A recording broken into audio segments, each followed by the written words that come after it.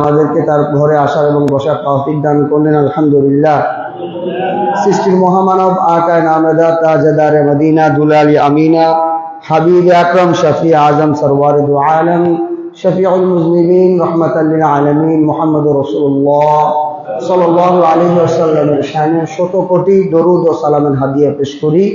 সবাই বলি সাল্লাল্লাহু আলাইহি ওয়াসাল্লাম।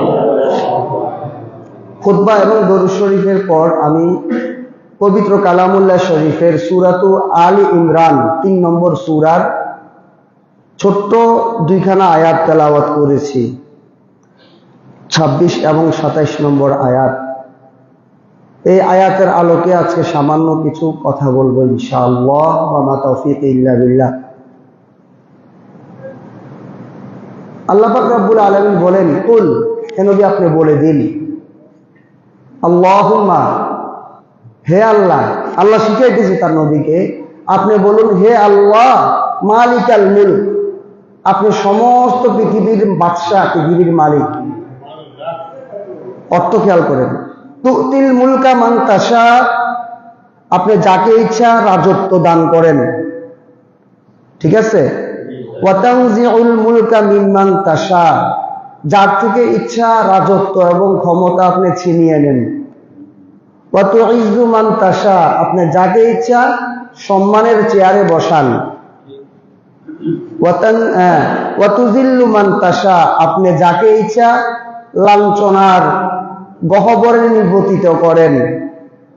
বিয়াদিকাল খায়র, সমস্ত কল্যাণ একমাত্র আপনার হাতে রয়েছে, ঠিক কিনা বলেন। ইন্নাকা আলা কুল্লি শাইইন কাদির, নিশ্চয় আপনি সব বিষয়ে ক্ষমতা রাখেন।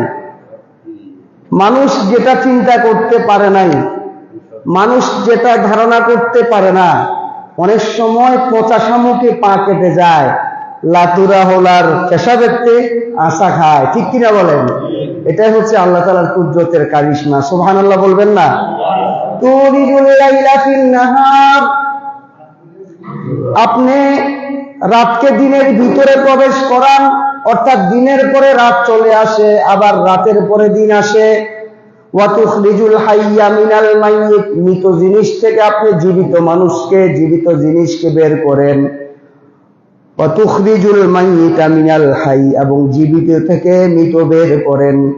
ওয়া তারযুকু মান তাশাউ বিগাইরি হিসাব, আপনি যাকে চান বেহিসাব রিজিক দান করে থাকেন। সুবহানাল্লাহ। ছোট্ট দুইখানা আয়াত, এই আয়াতের উপর যদি গবেষণা করা হয়, এই আয়াতের উপর যদি চিন্তা করা হয়, তবে আমাদের সমাজের, আমাদের দেশের, আন্তর্জাতিক পরিমণ্ডলের চিত্র আমরা আরো সহজে বুঝতে পারবো, হৃদয়ঙ্গম করতে পারবো। আল্লাহ পাক রব্বুল আলামিন স্পষ্ট ভাবে বলেন যে সমস্ত পৃথিবীর রাজত্ব একমাত্র আমার। আল্লাহ তাআলার রাজত্বে যারা হাত বসিয়েছিল, আল্লাহ তাআলার রাজত্বকে অস্বীকার করে যারা নিজেদেরকে পৃথিবীর বাদশা বলে মানুষের কাছে সগৌরবে এলান করেছিল, ঘোষণা করেছিল, তাদের কি উপায় হয়েছে, তাদের কি খারাপ পরিণাম হয়েছে, সেটা কোরআনের বিভিন্ন জায়গায় স্পষ্ট করে উল্লেখ আছে কি নাই। ফিরআউন ওয়াকালা আনা রাব্বুকুমুল আ'লা, আমি তোমাদের বড় রব, সে নিজেকে রব বলে দাবি করেছিল। নাউজুবিল্লাহ বলেন না একটু। মুসা আলাইহিস সালাম তার সাথী সহ যখন ফিরআউনের ধাওয়া খেয়ে লোহিত সাগরের উপর দিয়ে চলে গেলেন, ফিরআউন, মুসা এবং তার সহচররা চলে গেল, কিন্তু ফিরআউন ডুবে মরল। কারণ মুসার ভরসা ছিল কার উপর? আল্লাহর উপর।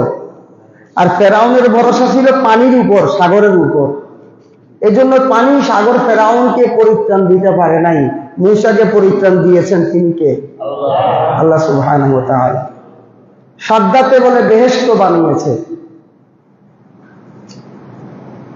22,000 শ্রমিক, 20 বছর সময়, 9,500 কামরা ঘর, অথবা ডুপ্লেক্স 9,500 ইউনিট,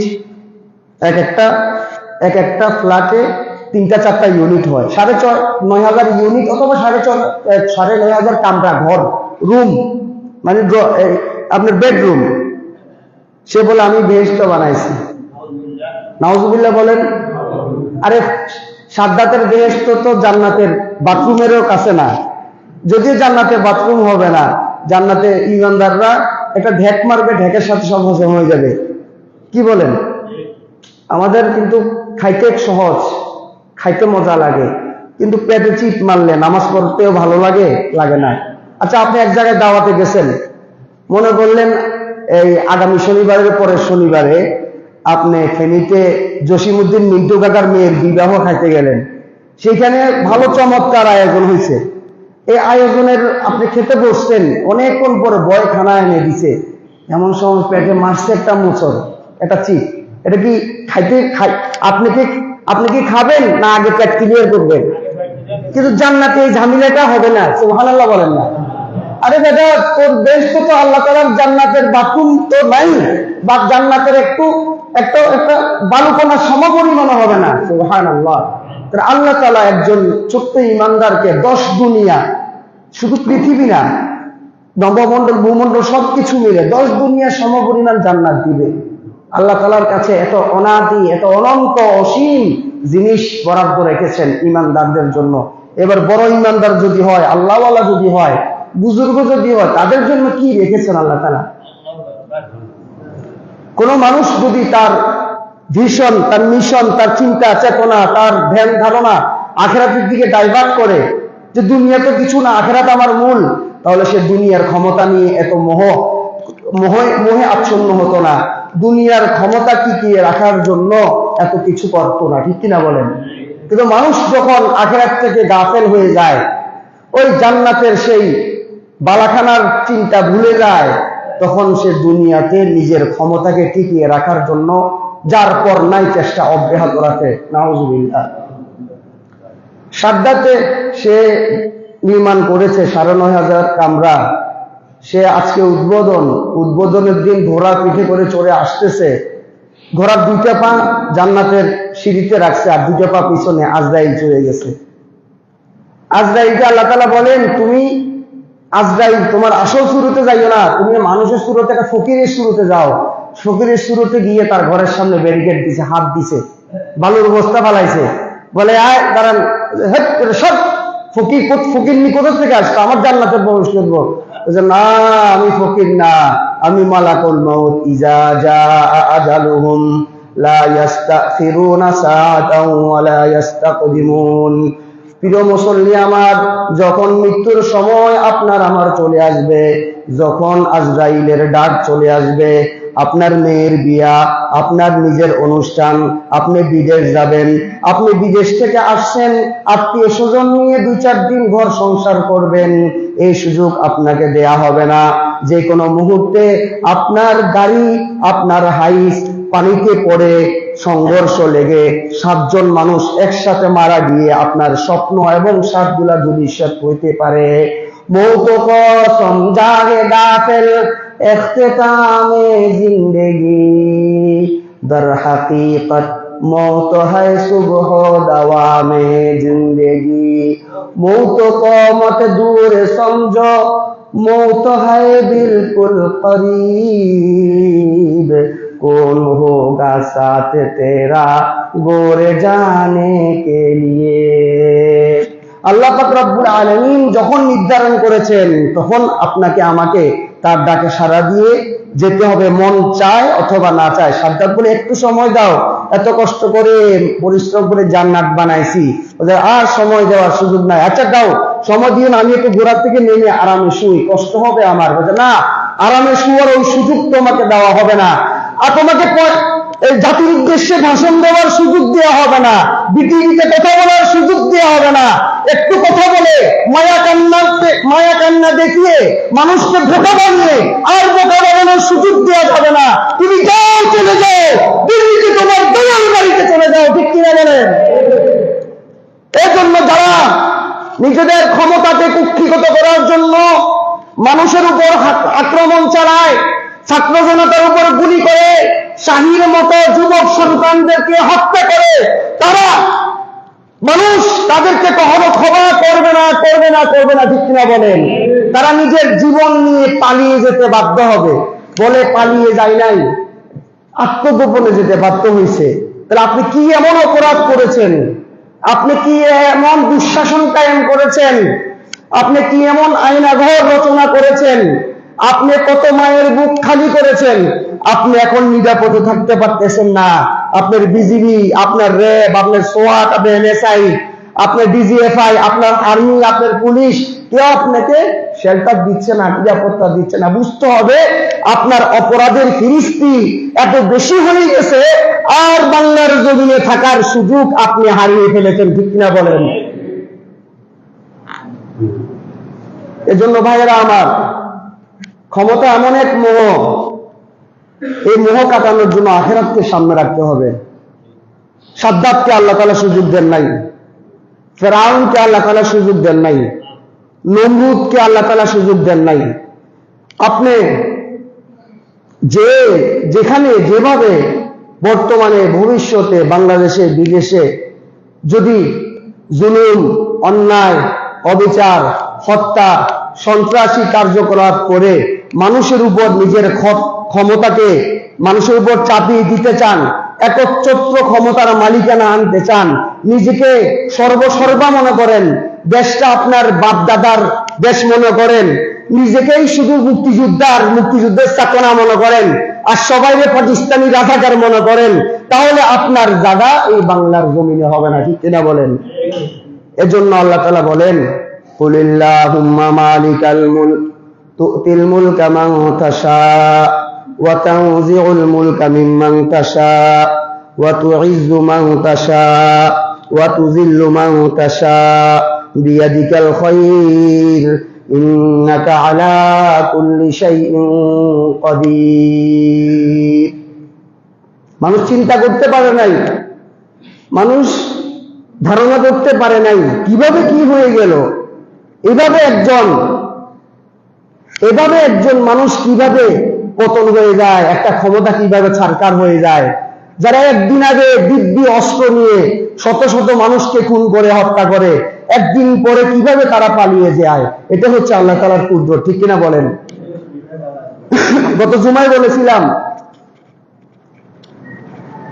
জুনায়েদ বাগদাদী রহমতুল্লাহি আলাইহি কয়টা ঘটনা বলছিলাম, নিজামুদ্দিন আউলিয়ার ঘটনা। তার নেক নজরের কারণে একটা হিন্দু পুরোহিত সন্ন্যাসী ইমানদার হয়ে যায়। বড় পীর আব্দুল কাদের জিলানী রহমতুল্লাহ আলাইহির ঘটনা বলেছিলাম, যার একটু দোয়ার কারণে তার ঘরে চুরি করতে আসা চোর আল্লাহর ওলি হয়ে যায়। এজন্য আল্লাহওয়ালা বুজুর্গ উলামায়ে কেরামের নেক নজর এবং সুহবতে থাকলে আপনার মনটা পরিবর্তন হবে, আপনার মন আখিরাত দিকে ধাবিত হবে। আপনি দুনিয়া করে এরকম পাগল হয়ে যাবেন না। যদি দুনিয়া করে পাগল হয়ে যান, তবে এটা আপনাকে ফেসিস্ট হয়ে উঠতে সহায়তা করবে। এজন্য আখিরাতকে আমাকে প্রাধান্য দিতে হবে। আল্লাহ পাক আমাকে আপনাকে বুঝার তৌফিক দান করেন। জুনায়েদ বাগদাদী রাহমাতুল্লাহ আলাইহি বাগদাদের মসজিদে দীর্ঘদিন পর্যন্ত ইতিকাফ করেছেন। কোন বর্ণনা আছে 30 বছর ইতিকাফ করছেন, একটানা ইতিকাফ করেছেন। এবং উনি কারোর সাথে কথাবার্তা তেমন বলতেন না। তার ভক্তবৃন্দরা বলে, হুজুর আপনি তো মসজিদেই আছেন, সুতরাং আপনি প্রতিদিন নিয়মিত আমাদেরকে কিছু কথা বলেন, দ্বীন নসিহা পেশ করেন, আপনার আলোচনা শুনে আমরা একটা দিক নির্দেশনা পাবো। তো হুজুর বলেন, ঠিক আছে নাও। তো হুজুর এবার কথা বলা শুরু করলেন আসরের পর অথবা এশার পর, এরকম কথা বলছেন। উনি লক্ষ্য করলেন প্রতিদিন ওনার বয়ানের সামনে, উনি বয়ান করতেছেন, ওনার বয়ানের মাঝে একদম ওনার সামনাসামনি একজন লোক বসে থাকে। এই কাকা, প্রতিদিন বয়ান একজন, প্রতি জুমাতে একটা লোক সামনাসামনি বসে থাকে, কারো আসতেও দেয় না, এদিকেও যায় না ওদিকেও যায় না। এরকম হয় না? জুমার সময় এক জায়গায় বসে থাকে যে হুজুরের কথা শুনবো, একটা ভালোবাসা, একটা নেক নজর, একটা মহব্বত, চেষ্টা করি যে আগে আসি এখানে বসে। এমনও বান্দা আছে আজানে আগে আসে মসজিদে বসে থাকে, আর এমনও বান্দা আছে মাইকের আওয়াজ বন্ধ হলে তখন জুবান নামাজ পড়ার জন্য রওনা না, তখন প্রস্তুতি গ্রহণ করে। কারণ এরপরে সুন্নত হয়, এরপরে 2টা খুতবা হয়, খুতবার শেষাংশে সে কোনরকম তড়িঘড়ি করে মসজিদে আসে, সালাম ফিরানোর আগে চলে যাওয়ার চেষ্টা করে, মোনাজাত লম্বা হলে সমালোচনা করে। এমন লোক আমাদের সমাজে মনে নাই? মনে রাখবেন, লা আখাফু ফিল্লাহি লাউমাতা লাইম, আল্লাহর জন্য হক কথা বলতে গিয়ে, হক কাজ করতে গিয়ে কোন সমালোচনাকারীর সমালোচনাকে ভয় করা ইমানদারের কাজ নয়। কখনো সমালোচনাকারীর সমালোচনাকে আমরা ভয় করব না ইনশাআল্লাহ। আপনি চার দোকানে বসে গীবত করেন আর সমালোচনা করেন, আপনি আপন মৃত ভাইয়ের গোস্ত খান, সেটা আপনার বিষয়। কিন্তু সত্য কথা যদি আপনার গায়ে লাগে, বুঝতে হবে আপনার ভিতরে সমস্যা আছে। কি বলেন? আমার ভিতরে যদি সত্য কথাটা গায়ে লাগে, কাটা ফোড়ে, বুঝতে হবে আমার সমস্যা হচ্ছে, চিকিৎসা করা দরকার। কি বলেন? আপনি একজন অসুস্থ রোগী, আপনার 5-6 দিন 8 দিন 10 দিন এই আপনার শরীরে খুব জ্বর উঠানামা করে, একটু খেয়াল করেন। আপনি ডাক্তারের কাছে গেছেন, ভালো একটা ডাক্তার মেডিসিন বিশেষজ্ঞ দেখিয়েছেন, এরপর উনি কিছু রিপোর্ট দিয়ে চেক আপ করার কথা বলেছেন, এক্সরে ইত্যাদি ইত্যাদি ইত্যাদি, এমআরআই ইত্যাদি আপনি করলেন। করার পর দেখলো আপনার কোনো রোগ ধরা পড়লো না, ডাক্তারের কাছে দেখলেন আপনি তো ভালো, যান একটু সুস্থ হয়ে যাবেন, একটু গরম পানি খেয়ে, নিয়মিত রং চা খেয়েন, একটু ব্যায়াম ট্যায়াম করেন, শেষ। আবার আরেকজন লোক গেছে, ওনার রিপোর্টে ধরা পড়ছে এই সমস্যা। আচ্ছা, রিপোর্ট তো দুটো লোকই করছে, কিন্তু একজনের ধরা খায় না, একজনের ধরা খাইছে। তো আলোচনা তো আমি সবাইকে করছি, কারো ধরা খায় না, কারো ধরা খায়, কারো ভিতরে আঘাত লাগে, কেউ কতগুলা শরীরের ভিতরে খোঁচা মারে। তো বুঝতে হবে আপনার ভিতরে রোগ আছে, এই জন্য খোঁচাটা মারতেছে। এখন রোগের চিকিৎসা মানে কি সমালোচনা করা না? রোগের চিকিৎসা মানে আমাদের সংশোধন করা। আমি যে অপরাধ করেছি, অপরাধ বোধ আমার ভিতরে জাগ্রত করা। আমি মানুষ যদি মেরে থাকি অন্যায় ভাবে, ওই অপরাধ বোধ আমাকে ভিতরে আনতে হবে। অপরাধ বোধ আমার ভিতরে না এনে আবু সাইদকে প্রকাশ্য দিবালোকে, বেগম রোকেয়া বিশ্ববিদ্যালয়ের ছাত্রকে রংপুরে সবার সামনে পুলিশে হত্যা করলো, সবাই দেখলো। এবার তার হত্যা মামলা জারি করছে যে আন্দোলনকারীদের আঘাতে, ইটের আঘাতে সে মারা গেছে। কত বড় মিথ্যাচার! অপরাধ বোধ নাই। আরো গোপনে গোপনে আর্মির মেজরকে নিয়ে ষড়যন্ত্র করতেছে, দেশ বিরোধী ষড়যন্ত্র, ট্রেনিং চলতেছে। এ সমস্ত ট্রেনিং সেন্টার কিন্তু জায়গায় জায়গায় আছে। এদের ব্যাপারে সতর্ক থাকা দরকার, এদের ব্যাপারে সতর্ক থাকা দরকার। আপনারা সবাই সচেতন নাগরিক হিসাবে এগুলা খেয়াল রাখবেন, যাতে করে কোন দেশ বিরোধী ষড়যন্ত্র কেউ করতে না পারে। আমি যদি অপরাধ করি, অপরাধ বোধ আমার জাগ্রত রাখতে হবে ভাই। অপরাধ বোধ আমার মাঝে নাই, এটা কিন্তু আমাদের জন্য খুব খারাপ জিনিস, ব্যাড সাইন। আল্লাহ পাক বুঝার তৌফিক দান করেন, বলেন আমিন। উনি বয়ান করতেছেন, একজন লোক সবসময় তার সামনে বসে থাকে। একদিন বয়ানের শুরুতে ধরে বসলেন, কি ব্যাপার, তুমি সবসময় আমার সামনে কেন বসো? তোমার সমস্যা কোথায়? কাউকে বসতে হবে না, তুমি শুধু আমার সামনে বসো। এই নাসিরুদ্দিন কাকা শুধু বলে, তুমি শুধু আমার সামনে বসো, আর কাউকে বসতে হবে না। হ্যাঁ, সামনে বসো কেন? তো তখন তিনি বলতেছেন, হুজুর আমি সামনে বসি বা খুব মনোযোগ সাথে ওয়াজ শোনার জন্য। দাঁড়াও, তুমি দাঁড়াও, তোর পরিচয় দাও। পরিচয় দেন না, তোমার পরিচয় দিতে হবে। আমার পরিচয়, আমি হলো জুন্নুন। কোথা থেকে আসছো? মিশর থেকে। তোমার নাম কি? জুন্নুন মিশরি? হ্যাঁ, তোমার কথা তো অনেক শুনেছি। আল্লাহ তুমি জুন্নুন মিশরিকে তোমার খাঁটি বান্দা ওলি হিসেবে কবুল করে নাও, আমিন। সাথে সাথে উনি তো এমনি বুজুর্গ লোক, আরো বড় আল্লাহর ওয়ালা হয়ে গেছেন। জুনাইদ বাগদাদির মতো বুজুর্গ সোহবতে থেকে জুন্নুন মিশরির মতো লোক আরো বড় আল্লাহ ওয়ালা হয়ে গেছে। এজন্য আল্লাহ ওয়ালাদের সোহবতের দাম অনেক বেশি। আল্লাহ ওয়ালাদের সামনে বসলে আখিরাতের চিন্তা সামনে আসবে। দুনিয়ার লোভ, ক্ষমতার লোভ, ক্ষমতার অহংকার, দম্ভ, এটা আপনার কাছে থাকবে না। আল্লাহ পাক আমাদেরকে বুঝার তৌফিক দান করেন, বলেন আমিন। একদিন জুনাইদ বাগদাদি রহমতুল্লাহ আলাইহি যে এলাকায় থাকেন, ওনার কাছে কিছু লোক আসছে, হুজুর এলাকার ভিতরে তো পোলাপাইন নষ্ট হয়ে যাইতেছে। আমাদের এলাকা তো মনে কলাতো এলাকা তো খুব ভালো, একদম সবাই ফেরেশতা, আল্লাহর ওলি, কোনো ঘটনা নাই, কোনো কিছু নাই। আমাদের কান মনে বন্ধ, কিছু আমরা শুনিও না, চোখে কিছু দেখিও না। বলে কিসে? যে একটা খারাপ মহিলা পোলাপানিদের নষ্ট করে ফেলাইতেছে। আমাদের এলাকায় তো ভাই খারাপ মহিলা নাই, তাই না? না না, নাই তো। মহিলার জামাই মারা গেছে, মহিলাকে আপনার উচিত ছিল তাকে বিবাহের ব্যবস্থা করা। তার স্বামী মারা গেছে, তার উচিত ছিল বিবাহের ব্যবস্থা করা। এখন বিবাহের ব্যবস্থা করার নাই, সে তো 12 বাতার খুঁজতেছে। এরকম ঘটনা ঘটে কিনা? এগুলা করবেন না ভাই।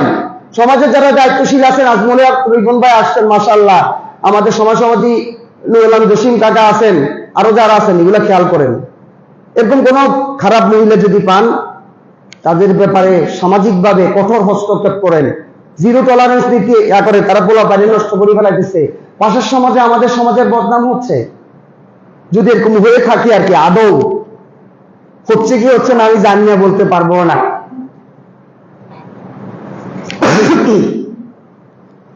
এই খারাপ মহিলা এলাকার পোলা বাইরে নষ্ট করে, হুজুর আপনি কিছু করেন।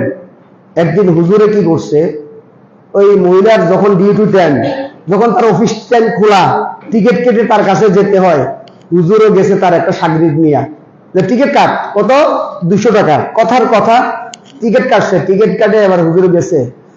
এবার মহিলা দেখেছে আজকে আর কোনো নাই, তার খদ্দের নাই, কোনো পোলাপাই নাই, কি ব্যাপার, আজকে তো হুজুর আছে, আজকে তো হুজুর আছে, কোনো খদ্দের নাই। কতগুলো দেখবেন, কতগুলো মহিলা আছে বোরকা টোরকা পরে না, বোরকা টোরকা যেমন পরে না, পর্দা ফুসিটা করে না, মাথায় কাপড় থাকে না।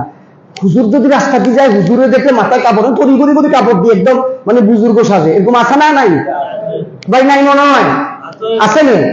আচ্ছা, পর্দা কি শুধু হুজুরের সামনে না সবার সামনে? দেবরের সামনে পর্দা নাই, ভাসুরের সামনে পর্দা নাই, হ্যাঁ, চাচা শ্বশুর মামা শ্বশুরের সামনে পর্দা নাই? পর্দা সকলের সামনে আছে, বরং দেবর, ভাসুর, চাচা শ্বশুর, মামা শ্বশুর, পাশে বাড়ির আশেপাশে যারা আছে সোসাইটি, তাদের ক্ষেত্রে পর্দাটা মেনটেন করা আরো বেশি গুরুত্বপূর্ণ। কথা বুঝতে পারছেন? তো এবার উনি এই ভিতরে গেলেন, এবার মহিলা হচ্চকিত হয়ে গেল, হুজুর আপনি? হ্যাঁ মা। হুজুর প্রথমেই সম্বোধন করলো, মা তোমার কাছে আসছি। এবার বলেন, জুনায়েদ বাগদাদী রহমতুল্লাহ আলাইহি এখানে গেছেন। আমাদের সমাজে যদি হয়, যদি আপনারা কখনো দেখেন ফেসবুকে, কিরে হুজুরে হুজুরে দেখলাম ফেনী একটা আবাসিক হোটেলে, কক্সবাজার একটা আবাসিক হোটেলে গেছে, ব্যাপারটা কি?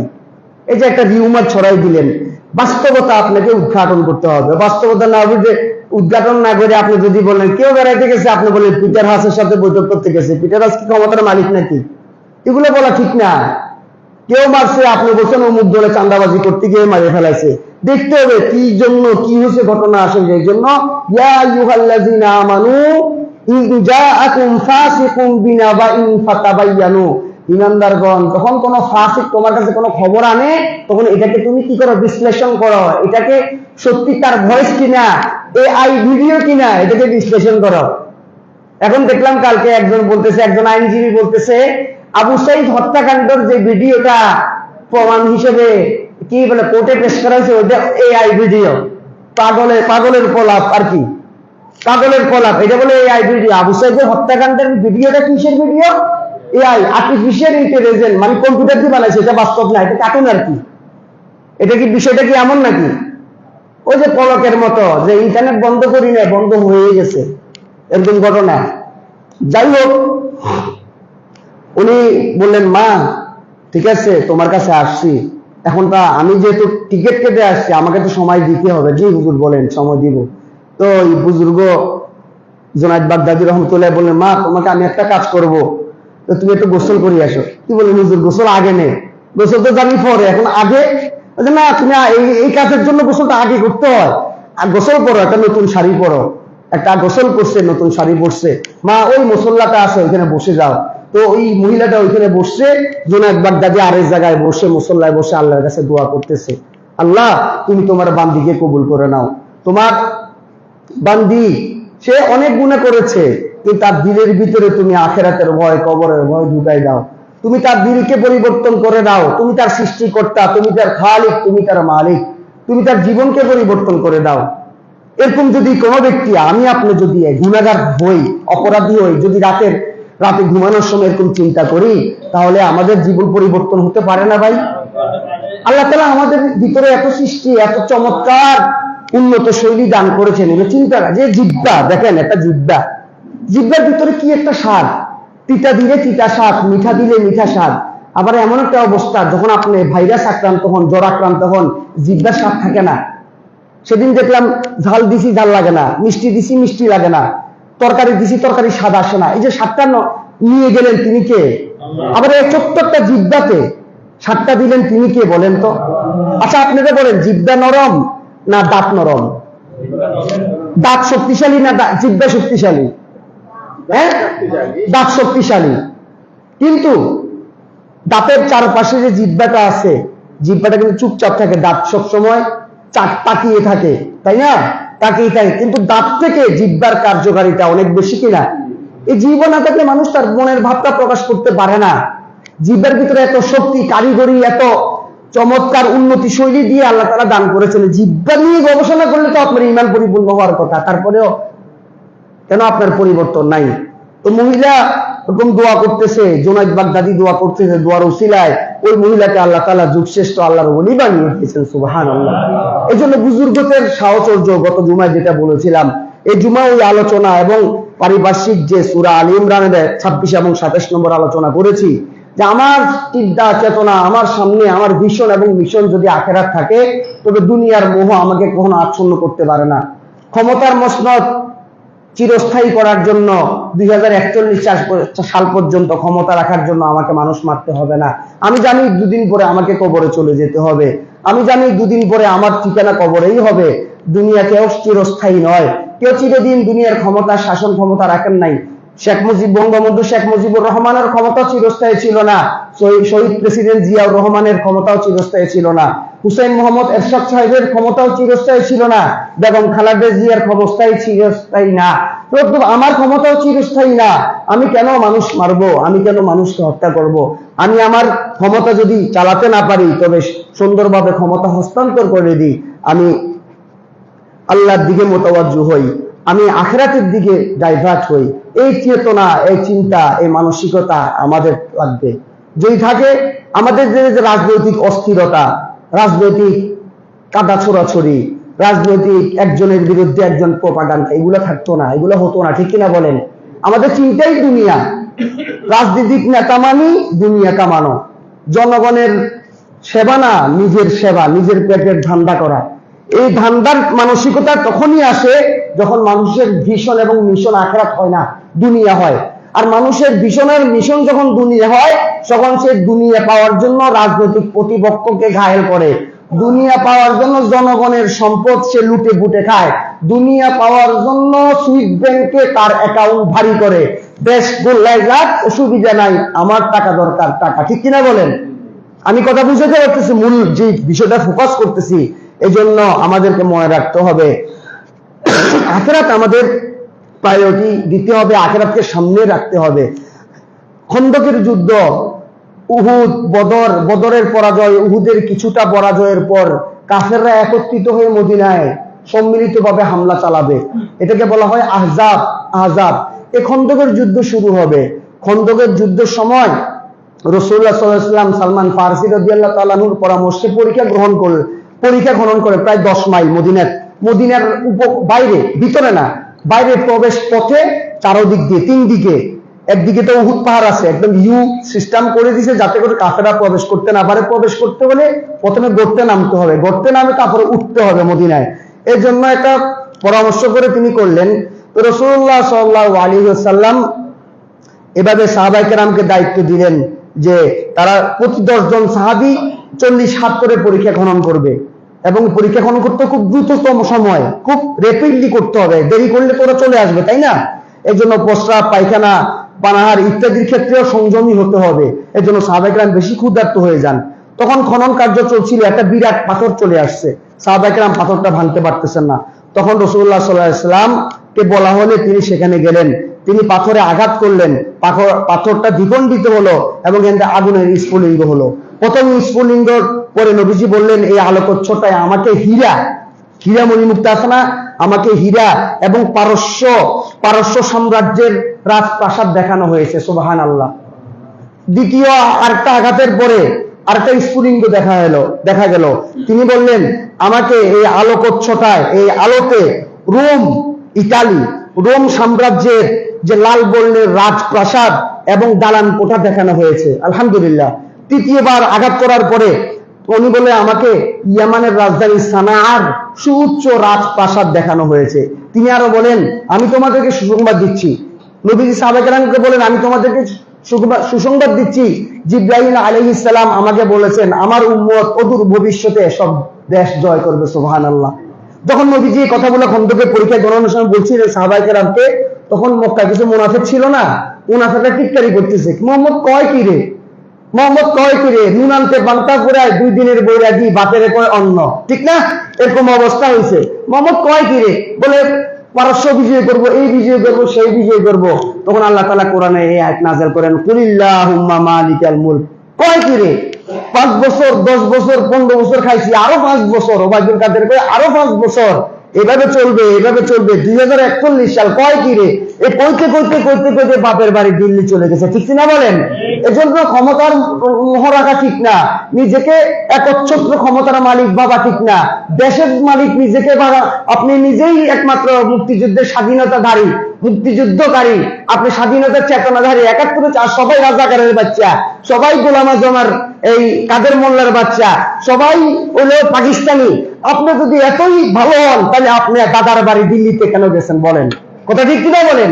এজন্য রাজত্ব, মালিকানা বিগত সময়ে, এখন ভবিষ্যতে যেই বাংলাদেশের ক্ষমতার মস্তদে আসক না কেন, যদি সে জনগণের উপর সাম্য, ন্যায়, ইনসাফ প্রতিষ্ঠা করতে পারে, জনগণ তাকে অ্যাপ্রিসিয়েট করবে, স্যালুট করবে।